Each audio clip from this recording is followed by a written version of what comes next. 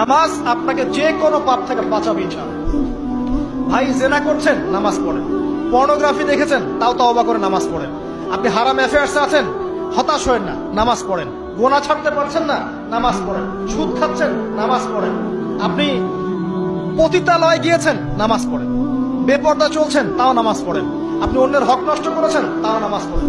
যে পাপই করেছেন, নামাজটা পড়েন। নামাজ আপনাকে সমস্ত পাপ থেকে বাঁচিয়ে রাখবে ইনশাআল্লাহ। আস্তে আস্তে ইনশাআল্লাহ দেখবেন সব পাপ থেকে আপনি দূরে চলে আসছেন ইনশাআল্লাহ। মানুষের সাথে খুব বেশি মেলামেশা করবেন না। মানুষের সাথে খুব বেশি মেলামেশা করলে ইবনুল কাইয়িম রাহিমাহুল্লাহ বলেছেন অন্তর কঠিন হয়ে যায়।